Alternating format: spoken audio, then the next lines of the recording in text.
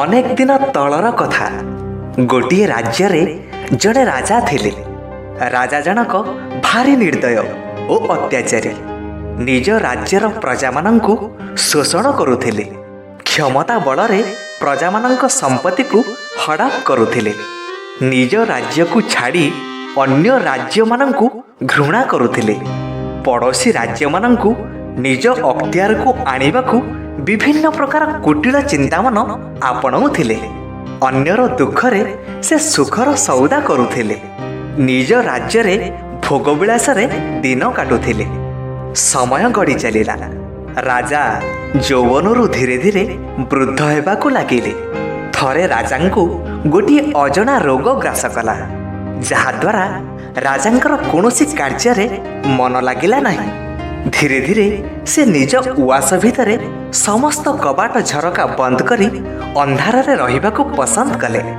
ଆଉ ସେ ବହପ ନଥିଲା। ରଣକ୍ଷେତ୍ରକୁ ଯିବା ତ ଦୂରର କଥା, ଚାଲିବାକୁ ମଧ୍ୟ ତାଙ୍କର ସାହସ ନଥିଲା।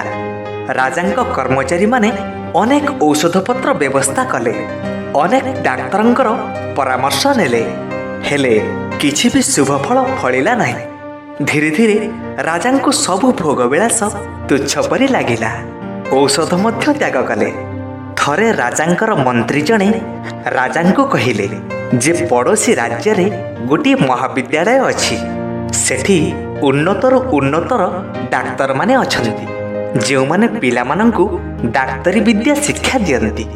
ସେହି ବିଦ୍ୟାଳୟଟି ଆଖପାଖ ରାଜ୍ୟରେ ବେଶ୍ ଜଣାଶୁଣା, ତାର ରୋଗ ଚିହ୍ନଟ କରିବାରେ ଏବଂ ତାକୁ ଭଲ କରିବାରେ। ମନ୍ତ୍ରୀ ଏହି କଥା ରାଜାଙ୍କୁ ଜଣାଇଲେ। ରାଜା ଅନ୍ୟ ରାଜ୍ୟମାନଙ୍କୁ ଘୃଣା କରୁଥିବା ସତ୍ତ୍ୱେ ମଧ୍ୟ ସେ ନିରୁପାୟ ଥିଲେ। ତେଣୁ ସେ ସେଠାକୁ ନ ଯାଇ କିଛି ଡାକ୍ତରଙ୍କୁ ନିଜ ରାଜ୍ୟକୁ ଡକାଇଲେ। ରାଜା ଡାକ୍ତରମାନଙ୍କୁ କହିଲେ, ମୁଁ ଅନେକ ଦିନ ହେବ ରୋଗରେ ପୀଡ଼ିତ ହେଲିଣି। ବହୁତ ଔଷଧ ମଧ୍ୟ ଖାଇଲିଣି। ମୁଁ ଶୁଣିଛି ତୁମ ବିଦ୍ୟାଳୟର ବହୁତ ନାଁ ଅଛି। ତୁମେମାନେ ଯଦି ମୋତେ ବିନା ଔଷଧ ଖୁଆଇ ମୋ ରୋଗ ଭଲ କରିପାରିବ, ତେବେ ମୁଁ ମାନିବି ଯେ ତୁମ ବିଦ୍ୟାଳୟ ଏବଂ ତୁମ ଡାକ୍ତରମାନଙ୍କ ବିଷୟରେ ଯାହା ମୁଁ ଶୁଣିଥିଲି ତାହା ସବୁ ଠିକ୍। ଡାକ୍ତରମାନେ କିଛି ସମୟ ନୀରବ ରହିଲେ ଏବଂ ନିଜ ନିଜ ଭିତରେ କଥାବାର୍ତ୍ତା ହେଲେ ଓ ତାପରେ ରାଜାଙ୍କୁ କହିଲେ, ତେବେ ଠିକ୍ ଅଛି, ଆମମାନଙ୍କ ଭିତରୁ ଜଣେ ଆପଣଙ୍କ ପାଖରେ ରହିବେ ଏବଂ ଆପଣଙ୍କୁ ତାଙ୍କ କଥା ମାନିବାକୁ ପଡ଼ିବ। ଏହା ଶୁଣି ରାଜା କହିଲେ, ଏହା ଯଦି ତୁମମାନଙ୍କର ସର୍ତ୍ତ, ତେବେ ମୋର ବି ଗୋଟିଏ ସର୍ତ୍ତ ଅଛି। ଯଦି ତୁମେମାନେ ଗୋଟିଏ ମାସ ଭିତରେ ମୋ ରୋଗକୁ ଭଲ ନ କରିପାର, ତେବେ ତୁମ ସମସ୍ତଙ୍କୁ ମୃତ୍ୟୁଦଣ୍ଡ ଦିଆଯିବ। ଡାକ୍ତରମାନେ ମଧ୍ୟ ଏହି ସର୍ତ୍ତରେ ରାଜି ହେଲେ। ତା ପରଠୁ ଡାକ୍ତରମାନଙ୍କ ଭିତରୁ ଜଣେ ଡାକ୍ତର ରାଜାଙ୍କ ଉଆସ ଭିତରେ ରହିଲେ। ରାଜା ସେତେବେଳକୁ ମଧ୍ୟ ନିଜ ଉଆସ ଭିତରୁ ବାହାରକୁ ବାହାରୁ ନଥାନ୍ତି। ଡାକ୍ତର ଜଣକ ରାଜାଙ୍କୁ ଝରକା ଖୋଲି ଶୋଇବାକୁ କହିଲେ ଏବଂ ଗୋଟିଏ ବହିକୁ ପ୍ରତିଦିନ ପଢ଼ିବାକୁ ଦେଲେ। ପ୍ରତିଦିନ ସୂର୍ଯ୍ୟ ଉଦୟ ହେବା ପୂର୍ବରୁ ଚାଲିବାକୁ କହିଲେ। ରାଜାଙ୍କର ଇଚ୍ଛା ନଥିଲେ ସୁଦ୍ଧା ସେ ଡାକ୍ତରଙ୍କ କଥା ମାନିବାକୁ ବାଧ୍ୟ ହେଲେ। ଏମିତି କିଛି ଦିନ ପରେ ଗୋଟିଏ ମାସ ନ ପୁରୁଣୁ ରାଜା ସମ୍ପୂର୍ଣ୍ଣ ଠିକ୍ ହେଇଗଲେ। ହେଲେ ରାଜା ତ ଥିଲେ ଅହଙ୍କାରୀ। ତାଙ୍କ ଚିନ୍ତାଧାରା ଥିଲା କୁଟିଳ।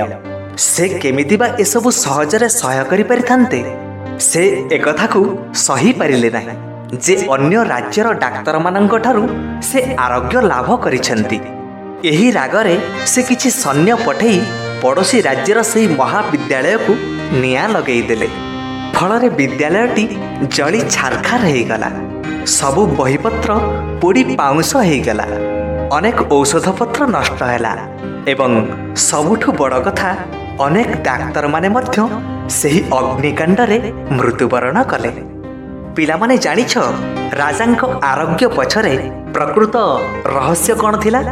ତାହା ଥିଲା ଡାକ୍ତରମାନେ ଯେଉଁ ବହି ରାଜାଙ୍କୁ ପ୍ରତିଦିନ ପଢ଼ିବାକୁ ଦେଉଥିଲେ, ସେହି ବହିରେ ଥିଲା ଔଷଧ।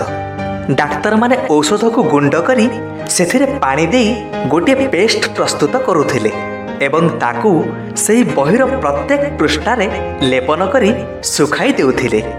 ରାଜା ଯେତେବେଳେ ପ୍ରତିଟି ପୃଷ୍ଠାକୁ ନିଜ ଜିଭରେ ଆଙ୍ଗୁଠି ଲଗାଇ ଓଲଟାଉଥିଲେ, ସେତେବେଳେ ଔଷଧର କିଛି ଅଂଶ ରାଜାଙ୍କ ହାତରୁ ଜିଭ ଏବଂ ଜିଭରୁ ପେଟ ଭିତରକୁ ଯାଉଥିଲା, ଯାହାଦ୍ୱାରା ରାଜା ଆରୋଗ୍ୟ ଲାଭ କରିଥିଲେ। ହେଲେ ଏତିକିରେ କାହାଣୀ ସରିନଥିଲା। କିଛି ବର୍ଷ ଗଲା ପରେ ରାଜା ପୁଣି ଥରେ ସେହି ରୋଗରେ ପୀଡ଼ିତ ହୋଇଥିଲେ। ହେଲେ ସେହି ସମୟରେ ତାଙ୍କୁ ଠିକ୍ କରିବାକୁ ନା ସେ ବିଦ୍ୟାଳୟ ଥିଲା, ନା ସେ ଡାକ୍ତର ଥିଲେ, ନା ସେ ଔଷଧପତ୍ର। କାରଣ ରାଜା ନିଜେ ହିଁ ସେସବୁକୁ ଜାଳି ନଷ୍ଟ କରିଦେଇଥିଲେ। ଶେଷରେ ସମୟ ଆସିଲା, ରାଜା ସେହି ରୋଗରେ ପୀଡ଼ିତ ହୋଇ ମୃତ୍ୟୁ ମୁଖରେ ପଡ଼ିଲେ।